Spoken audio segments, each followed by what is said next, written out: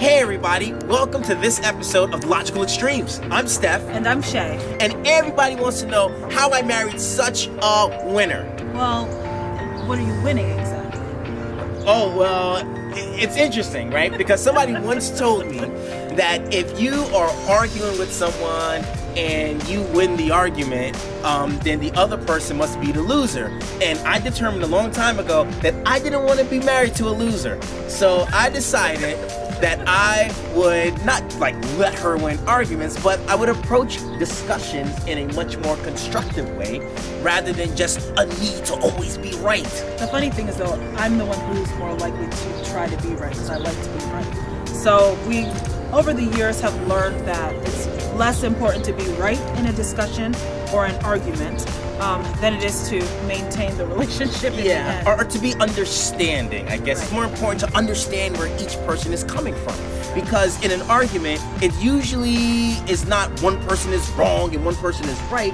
It's that people are usually misunderstanding each other or just failing to see things from the other person's point of view. Right. It's usually a perspective issue. And I think one of the biggest things that I've learned is that part of it is that a matter of intention. I have to assume that you have good intentions whenever we have these kinds of discussions. And that's exactly right. It's intention versus perception. Okay. So, for example, sometimes we do things with a good intent, but the other person perceives it as something negative. Right. Like, let's say that I go out and I get some pizza and I'm bringing it home.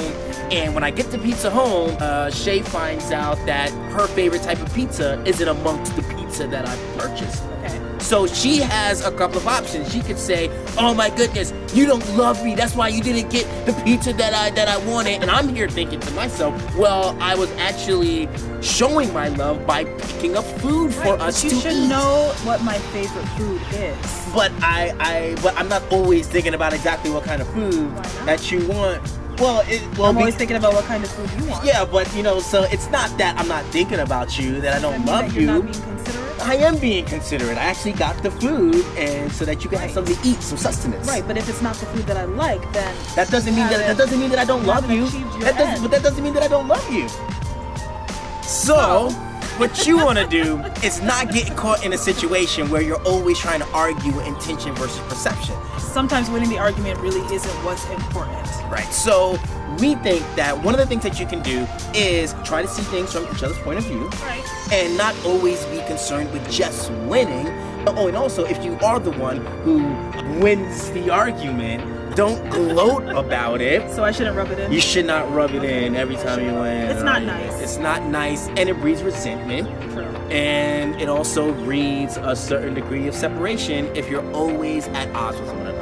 And we have definitely had our fair share of experiencing that and learning from it. So Hopefully we'll be better moving forward. Yes. So tell us about how you deal with disagreement and discussion in your relationship. Leave a comment on our YouTube page or on our Facebook page. Maybe we'll read it and read it to the rest. Read it for our next episode. That's right. And don't forget to like this video and to follow us on Facebook and on Instagram. That's right. Well, I'm Steff. And I'm Shay.